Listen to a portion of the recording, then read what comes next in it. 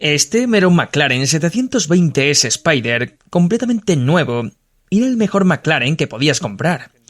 Bueno, vale, estaba el Senna del F1 y el P1, pero todos esos cuestan más de $1 millón y tenían una producción súper limitada. En cuanto a los McLaren normales, y llamar normal a este coche es un poco exagerado teniendo en cuenta que su precio base es de $300.000, pero bueno, dentro de los McLaren normales, este es el mejor. Y hoy voy a enseñarte el porqué. Bueno, ¿y qué es exactamente el 720S Spider? Bueno, obviamente es la versión descapotable del McLaren 720S normal que analicé hace ya bastante tiempo. Y este es el Spider. Tiene tracción trasera y utilizaba un V8 biturbo de 4 litros que producía 710 caballos y 568 libras de par. Y hacía el 0 a 100 en 2,8 segundos. Y sí, el precio base está justo por encima de los $300.000 antes de opciones. Y por supuesto, hay muchas opciones disponibles. El 720S Spider es más caro que sus principales rivales, el Ferrari 488 Spider y el Lamborghini Huracán Spider, pero este coche tiene más potencia que ellos y mejores prestaciones. De hecho, sus cifras se acercan a las de los supercoches de verdad, como el Porsche 918 Spider y el propio McLaren P1. Por supuesto, este coche también está lleno de características, así que hoy voy a hacer un recorrido contigo y voy a enseñártelas.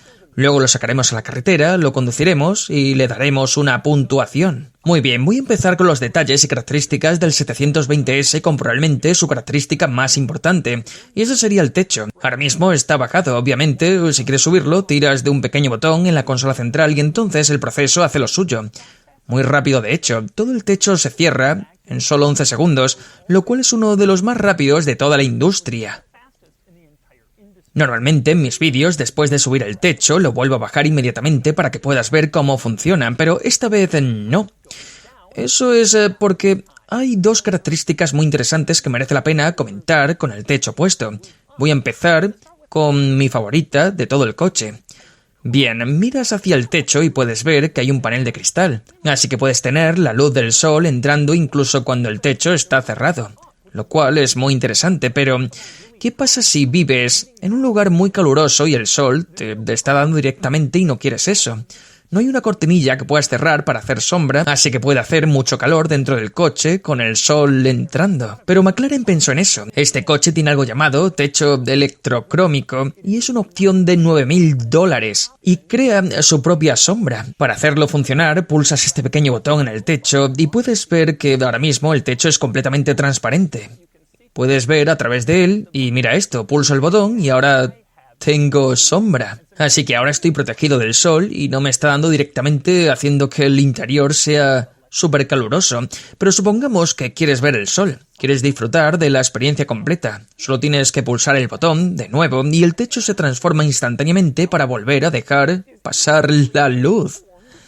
Esta es una de las cosas más geniales que he visto en prácticamente cualquier coche. Creo que vale absolutamente los $9.000. Imagínate decirle a tu pasajero, ¿demasiado sol? ¿Y ahora? El otro elemento interesante que merece la pena comentar con el techo cerrado se llama tonneau. Mira esto, te acercas a la puerta con la puerta en posición elevada.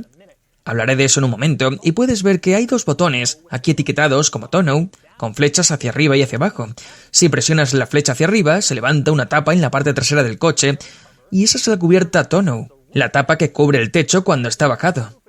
Pero como el techo está arriba, ese espacio está vacío, así que McLaren te permite levantarla y usarlo como espacio de almacenamiento si quieres siempre que el techo esté colocado. Una vez que hayas puesto lo que quieras ahí, pulsas la flecha hacia abajo y la tapa vuelve a su sitio, y tienes almacenamiento extra además del que hay en el habitáculo y en el maletero delantero, lo cual es una gran idea. Básicamente te da acceso a ese espacio como almacenamiento adicional si lo necesitas. Ahora bien, quizás lo más interesante que ocurre con esta cubierta es que si vuelves a entrar en el coche e intentas bajar el techo, después de haberlo abierto, el coche te obligará a confirmar que no hay nada ahí atrás porque no quiere bajar el techo y que golpee algo que hayas dejado ahí y lo rompa todo. Así que tienes que decirle manualmente al coche, sí, prometo que no hay nada ahí atrás antes de que realmente baje el techo.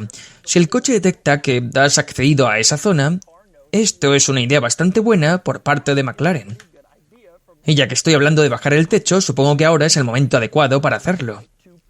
Para ello, presionas hacia abajo el botón del techo en la consola central y una vez más el proceso hace lo suyo. También bastante rápido en comparación con los techos de otros superdeportivos. El siguiente elemento interesante que aparece con el techo bajado es el deflector de viento, que está diseñado para que el aire pase por encima del coche y no entre en el habitáculo despeinándote. En muchos coches el deflector de viento es simplemente una pequeña pieza de plástico que colocas manualmente, pero en este coche es eléctrico. Hay un pequeño botón junto al del techo descapotable. Si tiras de él, el deflector de viento sube hasta la mitad entre los asientos y si tiras una segunda vez, el deflector sube completamente y se coloca en su posición manteniendo el aire, pasando por encima del habitáculo para que puedas disfrutar de la experiencia a cielo abierto sin demasiado viento. Si quieres bajarlo, obviamente es lo contrario, pulsas el botón y el deflector vuelve a bajar. Y puedes tener toda la experiencia de viento. Una cosa interesante del deflector en este coche es que puedes bajarlo incluso con el techo puesto, y así puedes tener una ligera brisa dentro sin tener que comprometerte a llevar el techo completamente abierto. Y hablando de cosas que suben, tenemos que hablar del sistema aerodinámico del coche. Ahora mismo el coche está en su configuración más aerodinámica posible, pero si pulsas este botón aero en la consola central en las condiciones adecuadas, el alerón trasero se eleva en la parte posterior, para proporcionar más carga aerodinámica en conducción deportiva o en circuito. Si quieres volver al modo más resbaladizo, puedes hacerlo pulsando de nuevo el botón aero. Y conduciendo un poco, finalmente, el alerón y todo el sistema vuelven a su posición original. Ya que estamos hablando de cosas que suben y bajan, hablemos de las puertas, porque cuando te acercas por primera vez, puedes ver que no hay una manija visible. Hay un hueco grande ahí, buscas un poco hasta encontrar una pieza de plástico y tiras de ella, y la puerta se abre hacia arriba, como debe hacerlo la de un superdeportivo. Y ya que estamos hablando de cosas que suben y bajan, hablemos de las puertas, porque cuando te acercas por primera vez, puedes ver que no hay una manija visible. Para abrirlas, tienes que meter la mano entre el panel de la puerta y la ventanilla. Hay un hueco grande ahí, buscas un poco hasta encontrar una pieza de plástico, tiras de ella y la puerta se abre hacia arriba, como debe hacerlo la de un superdeportivo. Una vez dentro, si quieres abrir la puerta, también es un poco convencional. En lugar de una manija mecánica tradicional, en este coche tienes un sistema electrónico. Para hacerlo, tiras de esta pequeña pestaña plateada y la puerta se abre automáticamente, y luego simplemente la empujas un poco y puedes salir. Otro detalle interesante de las puertas, probablemente lo vistes antes cuando vas a abrir la puerta, no puedes simplemente tirar y abrirla de golpe. Si la ventanilla está subida, tienes que esperar a que baje unos centímetros para poder pasar el marco del parabrisas sin golpearlo ni dañarlo. Y siguiendo con el tema de cosas que suben y bajan, hablemos del cuadro de instrumentos, porque ahora mismo puedes ver que está abajo, en lo que yo llamo su posición de reposo. En el momento en que enciendes el coche, el cuadro se eleva, se inclina y te muestra toda la información que necesitas. Cuando apagas el coche, vuelve a su posición de reposo automáticamente. Curiosamente, puedes tenerlo en esa posición mientras conduces, y si pones el coche en modo circuito, el cuadro también se pliega. Y hay una pantalla en la parte superior que muestra solo la información esencial, solo lo necesario en pista, sin distracciones como el teléfono, la música o la navegación. Pero si estás en modo circuito y quieres ver el cuadro completo, hay un pequeño botón a la izquierda del volante que puedes pulsar para volver a levantarlo. De hecho, puedes pulsar ese botón en cualquier momento para subir o bajar el cuadro, independientemente del modo. Todo depende de tu preferencia. Si quieres ver una pantalla pequeña o una más grande con más información. Tengo aquí la famosa pegatina de especificaciones y quiero hablar de algunas opciones del coche.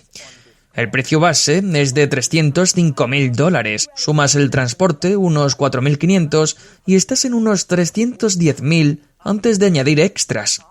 Pero hay muchas opciones, especialmente en este coche, y algunas tienen precios sorprendentemente altos. Por ejemplo, el escape deportivo cuesta $5.940, aunque tengo que admitir que suena bastante bien. Escucha.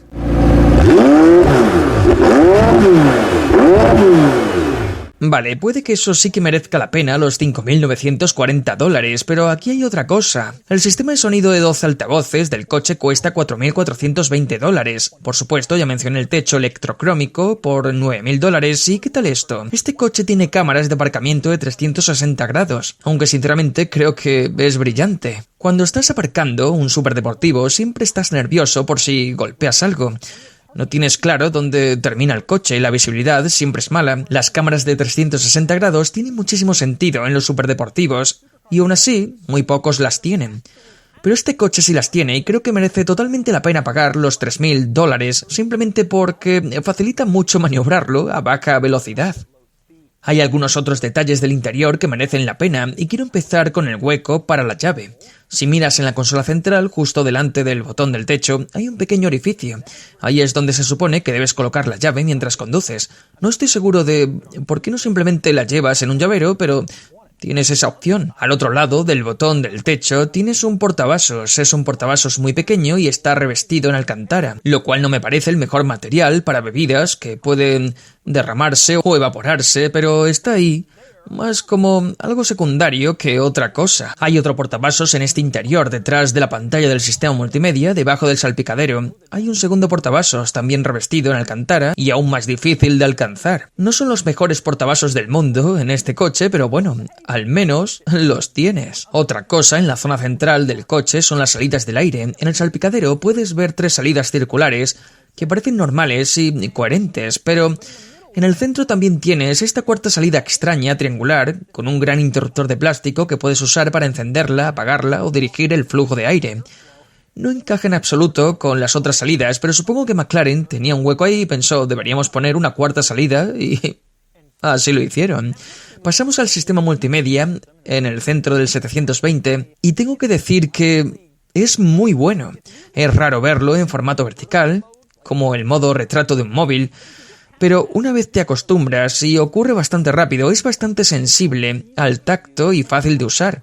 Y no está tan limitado como muchos sistemas de superdeportivos que suelen ser una idea secundaria. Este, en cambio, es bastante usable. Es fácil introducir navegación, ir a la pantalla del climatizador, acceder a ajustes y responde muy bien al tacto. La verdad es que me ha sorprendido. El sistema también tiene otras funciones interesantes. Quiero empezar con una bastante impresionante que es la navegación. Este coche tiene algo llamado Trip Planner, donde puedes introducir múltiples destinos.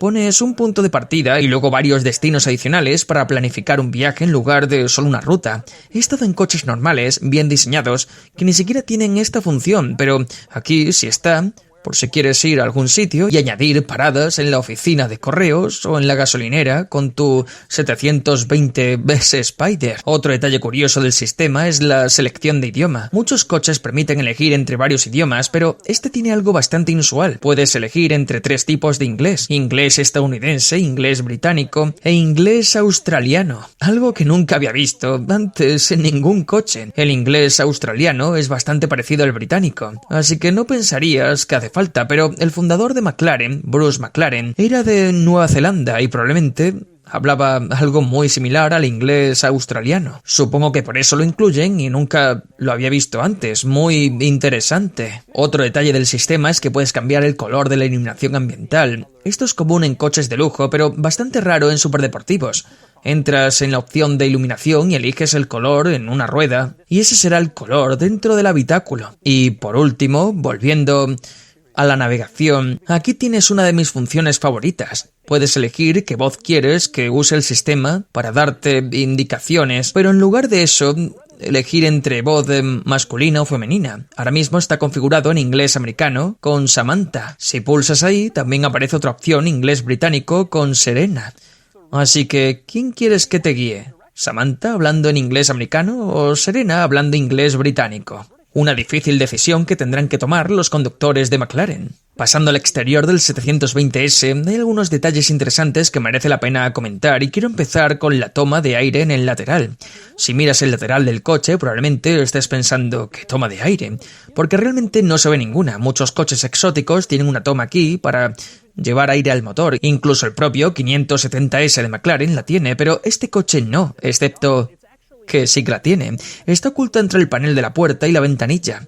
Es como si hubiera un segundo panel de puerta y si miras ahí dentro puedes ver que hay una enorme toma de aire y el aire se canaliza por ese camino desde prácticamente la parte delantera del coche hasta esa entrada oculta. Es un diseño realmente genial, una toma de aire enorme y un sistema de doble panel de puerta escondido en el exterior del coche. Pasando a la parte trasera, quiero hablar del escape. Lo escuchaste un poco antes, pero quiero comentar su ubicación, que me encanta. Está en la parte superior del parachoques, por encima de la matrícula, y es como si tuviera prioridad porque ese es el propósito principal de este coche. Se ve increíble, como si fueran lanzadores de cohetes listos para despegar, que en cierto modo es exactamente lo que hace este coche. Otra cosa interesante en la parte trasera es que no puedes ver ni acceder al motor. Está debajo de la cubierta tonneau y de una tapa del motor, y no puedes llegar a él. Necesitas herramientas especiales, solo los técnicos de McLaren pueden acceder realmente a esta zona.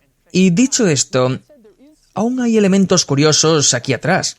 Puedes ver estas estructuras tipo buttress que salen del habitáculo y van hacia la parte trasera. Son de cristal, lo cual es extraño porque realmente no muestran nada, pero son transparentes y puedes ver a través de ellas. En lugar de pintarlas de negro, son de cristal para que puedas ver, supongo, la cubierta de plástico al otro lado. Es bastante raro, pero interesante. Otro detalle curioso es cuánto puedes ver del mecanismo del techo cuando este sube o baja. Mira esto, no creo haber visto nunca un coche donde se vean tantos engranajes y piezas en movimiento.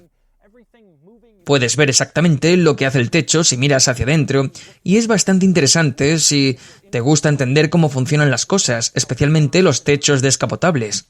Pasamos a la parte delantera del 720S y hay un par de cosas interesantes. Una de ellas es la diferencia de tamaño entre los limpiaparabrisas. Y tienes uno grande y dominante en el centro y luego uno pequeño a un lado, como acompañando. No creo haber visto nunca una diferencia tan grande entre dos limpiaparabrisas. Luego hay otra cosa. En la llave me encanta que los pequeños puntos que te indican dónde está el botón del maletero son en realidad las ruedas del coche en el dibujo con el maletero abierto. Es un detalle de diseño sutil que me encanta. Pero bueno, si abres el maletero pulsando ese botón, no verás nada especialmente interesante. Es simplemente un maletero de tamaño bastante estándar para esta categoría. Puedes meter algunas bolsas si quieres irte de fin de semana, pero en general es un maletero típico de superdeportivo. Y así son los detalles y características del 720S Spider. Ahora es el momento de sacarlo a la carretera y ver cómo se maneja. Bien, conduciendo el 720S Spider, lo que realmente me encanta de este coche es que lo tiene todo. No hay nada que quieras en un coche, en un superdeportivo, que este no tenga. Tienes un rendimiento casi de hiperdeportivo, lo cual obviamente es algo positivo. Tienes el diseño increíble típico de McLaren y el 720S en particular es especialmente llamativo. Tienes unas prestaciones brutales. Y además, ahora tenemos el techo abierto. Quiero decir, no hay una situación mejor que esta. Obviamente el 600 LT es un coche más enfocado al conductor, y puedo notar al instante que este es mucho más cómodo que un 600 LT. Pero el problema de tener un coche más centrado en la conducción es que no puedes usarlo tanto. Este en cambio es simplemente utilizable, divertido, emocionante, loco, y en el sur de California, Florida, Texas, y obviamente en verano en el norte, bajas el techo y no puedes pedir nada más al mundo. La suspensión es dura, como cabría esperar en un coche exótico, pero no tanto como para que sea insoportable. De hecho, creo que podrías usarlo a diario, siempre que te sientas cómodo, con la atención que atrae, y por supuesto con el coste y el riesgo de aparcarlo en la calle. Además, la transmisión es muy buena. Incluso a baja velocidad, ya sabes, muchas transmisiones de superdeportivos a bajas velocidades son torpes, pero aquí no pasa. Realmente sientes que puede usarse como en un coche normal. Si no supiera que lo es, conduciendo así tranquilamente casi parece que es un Mustang o un Chrysler o algo así. Y luego obviamente pisas el acelerador, tomas una curva o miras a tu alrededor y te das cuenta de que no es lo mismo. Pero el punto es que es un coche utilizable y racional, si eso es lo que buscas, lo cual es una locura decir en un coche de casi $400.000. Es mucho más barato que un 918 Spider, esos están ahora mismo en el mercado por $1,5 millones, y este no rinde mucho peor que eso. La dirección es increíble, el coche es súper rápido, preciso y tan directo que resulta casi difícil de creer. Gran parte de esto ya lo noté cuando probé el normal, que me impresionó muchísimo. Este se siente prácticamente igual.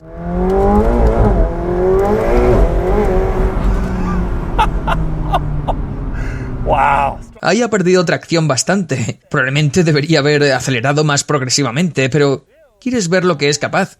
Un sistema de tracción total no sería lo peor para este coche. Quizás incluso le vendría bien. Oh, la dirección es tan... ¿Cómo puede ser tan precisa? Es increíble, incluso con pequeños movimientos del volante puedo cambiar de carril y responde inmediato. No es muchísimo mejor que el Huracán, y creo que es un poco mejor que el 488, pero estás en un punto en el que es tan preciso que te preguntas si se puede mejorar. Con la velocidad que alcanza el coche, la precisión de la dirección y la increíble respuesta, es una locura. Y es impresionante cómo puedo conducir tranquilamente, como si fuera un coche normal y luego pisas a fondo y sentir que he liberado a la bestia. Y así, en el McLaren 720S Spider. No, este coche no es tan extremo como el radical y enfocado a circuito McLaren Senna que ya vimos hace tiempo por este canal. Y sigue siendo muy caro incluso para un coche como este, pero realmente es el McLaren definitivo. La mejor combinación de diseño atrevido, prestaciones increíbles y experiencia de conducción a cielo abierto que puedas imaginar. Y ahora es el momento de darle a este coche una puntuación. Sumándolo todo, la puntuación total es de 70 de 100, lo que lo coloca entre los superdeportivos modernos. Empata con el 488 Spider, pero queda ligeramente por detrás del Huracán, principalmente por calidad, ya que sigo escuchando buenas opiniones sobre la fiabilidad del Huracán. El 720S es el McLaren con mayor puntuación que ha probado, siendo de esa forma tan magnífico.